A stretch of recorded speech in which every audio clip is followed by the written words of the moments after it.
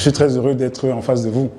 On a l'habitude de vous voir à la télévision, vous regardez à travers les réseaux sociaux, mais vous avoir en face et c'est de se dire, waouh, c'est un peu comme un rêve qui devient une réalité. J'ai été invité tout à l'heure et je suis arrivé, l'événement avait déjà commencé. On a beaucoup parlé de tech. Oui. C'est vrai que je pense que c'est même le thème principal. Oui.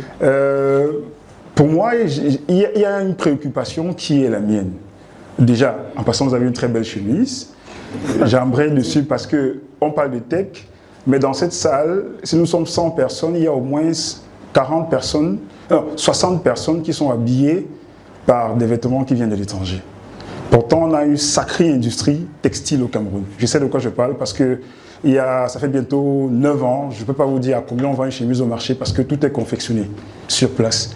Et c'est d'expérience que je me suis dit, ok, pourquoi est-ce qu'on ne peut pas trouver le moyen de suffisamment développer cette industrie?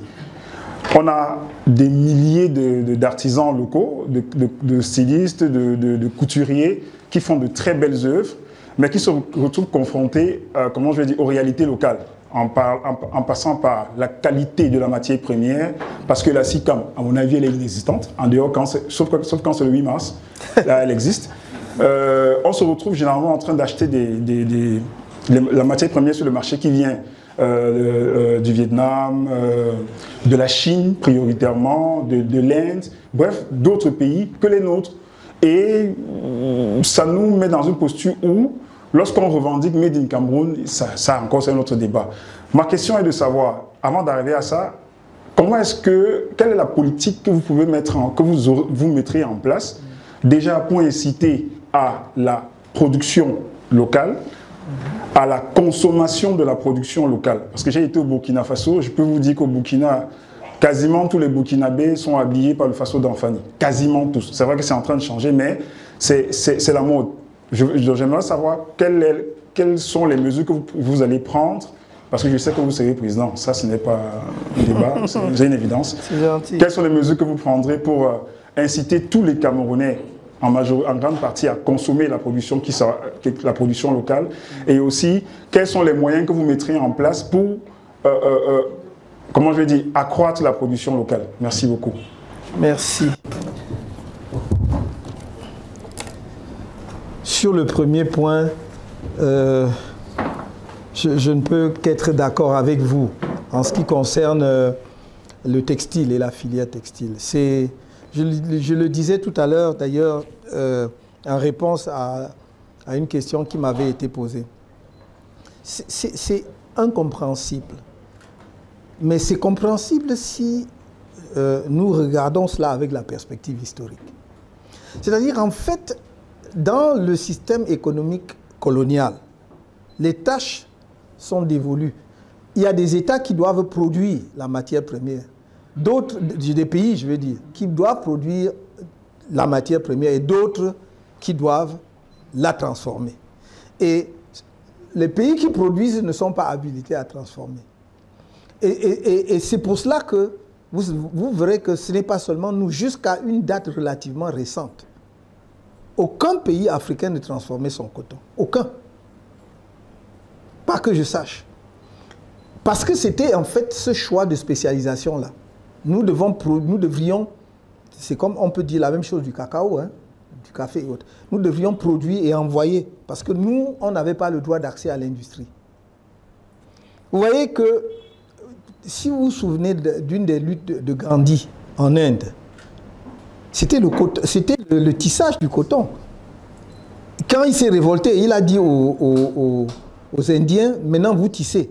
Laissez le truc là. Bon, parce que c'est la même chose. Tout cela a été fait, envoyé en Angleterre, où on faisait de très beaux tissus, toutes les couleurs, tout ce que vous voulez, et on repartait vendre en Inde. Donc, en réalité, c'est à nous d'aujourd'hui et à vos générations de casser ce cycle-là. C'est-à-dire de mettre en place nos filières industrielles. Nous avons une chance inouïe, nous, Africains, aujourd'hui de nous réveiller ou de commencer à nous réveiller lorsque il n'y a plus de monopole de production de machines-outils ou de machines de transformation. C'est-à-dire qu'avant, pour que vous ayez une machine-outil, il fallait aller en Europe. Vous n'avez pas besoin d'aller en Europe. Vous irez en Inde, vous avez tous les équipements qu'il faut. Vous irez en Chine, vous avez bientôt au Vietnam, etc., etc. C'est ça. Et c'est pour cela que je dis, prendre la filière textile, c'est même une nécessité si nous voulons recréer de l'activité dans la partie septentrionale du pays, comme je le disais tout à l'heure. C'est un impératif. Et comme j'ai dit peut-être avec humour, vous n'avez pas compris. J'ai dit, bon, ok, Sicam est là, il faut laisser Sicam là où il est. Mais il va falloir créer un parc industriel du textile dans la zone septentrionale. Il faut un parc industriel, ce n'est pas simplement pour fabriquer l'épargne, c'est vraiment pour faire toute variété de tissus, mais également la confection. Il faut aller jusqu'à la confection. Et donc ça, c'est déjà le projet industriel de cette filière. C'est-à-dire qu'il faut renforcer la Sodécoton, améliorer les performances en matière de production de coton, mais faire la transformation localement. Si vous mettez un bassin industriel, autour de Gaoundéré ou vers Garoua, vous pouvez donc faire tout cela. Il n'est pas nécessaire de venir à Douala ou à Kribi ou à Yaoundé pour le faire. On doit pouvoir créer des entreprises industrielles là-bas et faire descendre les produits finis. Et peut-être la quantité que nous voudrions exporter brute si jamais on veut. C'est ce qu'il faut faire. Vous me demandez comment. Vous ne pouvez pas imaginer. Moi, je suis quelqu'un qui a grandi en voyant la friperie commencer. Parce que nous, quand on commençait l'école, il n'y avait pas la friperie. On nous cousait nos tenues kaki. C'était kaki. C'était des tissus, avec des tissus kaki. Donc, on ne connaissait pas la friperie. Donc, quand on est allé à entrer au lycée, je me souviens toujours au lycée classique de Bafoussam, j'avais de très bons amis qui étaient des commerçants au marché. Ils vendaient déjà la friperie. Je dois dire que je m'en servais bien parce que j'allais choisir les meilleurs. Comme c'était mes potes, ils me laissaient ça. Donc, mais c'était même encore de la friperie de qualité. Aujourd'hui, excusez-moi, ça me fait mal de penser à ce que je vois vendre sur nos marchés, jusqu'aux sous-vêtements. C'est terrible. Et nous acceptons en tant que pays que ça entre dans notre pays. Et nous sommes surpris que les gens soient même malades ou qu'il y ait n'importe quoi. Donc, comment faire pour inciter à la consommation justement des produits locaux confectionnés par nous-mêmes? À mon avis, c'est déjà de bien regarder la politique des prix. Deuxièmement, de mettre des barrières. Il faut protéger. Parce que c'est même en fait une histoire d'hygiène publique, de santé publique. Troisièmement, bon, aujourd'hui, les quelques tissus, je ne sais pas si comment fait, je ne sais même pas si on n'est même pas en train de les importer. Souvent, si Sicam est débordé. Les tissus que l'on fait pour confectionner pour les enfants, pour les tenues, puisque chaque collègue, c'est les seuls débouchés pour Sicam. Mais pourquoi le bon tailleur qui confectionne justement votre tenue, qui fait ma chemise, ne peut pas aller au marché et trouver un tissu de qualité puisqu'il peut faire ça? Donc c'est toute une politique à mettre en place. C'est-à-dire que le libéralisme, ce n'est pas de le laisser aller. Le libéralisme, c'est laisser la liberté à l'initiative privée, mais qui entre dans une politique qui est définie par l'État. C'est ça la différence. Et nous voulons justement que notre secteur, notre filière textile soit demain une filière qui approvisionne, alimente le marché national des produits de bonne qualité, mais à meilleur prix, à bon prix. Il faudra donc que nous soyons en mesure, même si on protège cette industrie au départ, sur le moyen terme, de supporter la concurrence. Sinon, les gens vont vous dire, parce que n'oubliez pas, il y a l'OMC, il y a toutes les règles. Si on vous applique la réciprocité, vous faites comment? On va vous dire le Bangladesh ou d'autres feront toujours moins cher que vous. Mais nous sommes capables parce que nous avons la matière première. Alors qu'ils attendent que notre coton aille chez eux, qu'on transforme pour qu'ils coûtent. Nous l'avons sur place. Pourquoi nous n'arrivons pas à faire de bons prix? Donc il faut travailler là-dessus. Il faut aussi de l'exemplarité. Quand nous allons annoncer aux Camerounais que les maillots de Lion indomptables sont confectionnés au Cameroun, ça va faire quelque chose dans l'esprit des gens. Donc vous voyez, c'est vraiment à nous de dire, voilà, nous voulons changer le visage à la fois de notre industrie textile, donc la filière textile, mais également de l'habillement des Camerounais. Dans Sodafani, ça c'est même une production qu'on a modernisée, c'est traditionnel au départ. Donc, ils ont essayé de moderniser.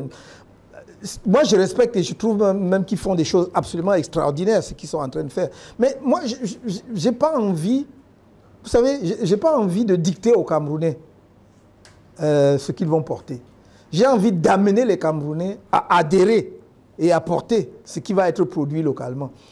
On peut faire du symbolisme dans les institutions publiques. Et là-dessus, je suis totalement d'accord avec ce qu'ils font. Par exemple, de dire, il n'est pas normal que nous, vous savez, s'il y a des magistrats ou des avocats ici, j'en vois un. Quand vous les voyez au tribunal, ils souffrent là-dedans parce qu'il y a la chaleur grave. Mais après, ils mettent jusqu'à, pas les avocats, mais ils mettent la perruque. Vous imaginez? Et la maman qui a déjà ses mèches, elle ajoute la perruque dessus.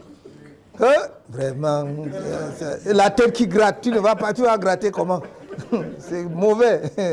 Il faut faire des choses adaptées à chez nous là. La tenue, tu portes la toge avec. Vous savez,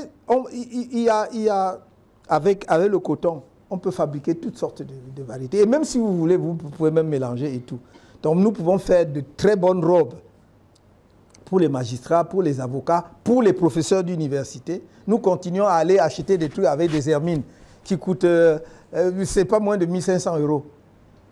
Ah, comme je vous le dis, si vous me voyez mettre, vous m'avez vu peut-être quelquefois avec les trucs rouges là. Ah, ça ne se donne pas, hein, mon ami. Ah, oui, ouais. Tu es autour de 1500 €.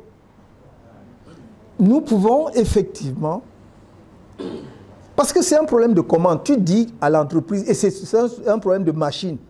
Donc si tu as des machines, tu veux qu'elle te fasse un tissu avec tel grammage et tout, qui soit un peu lourd, machin, on va le faire.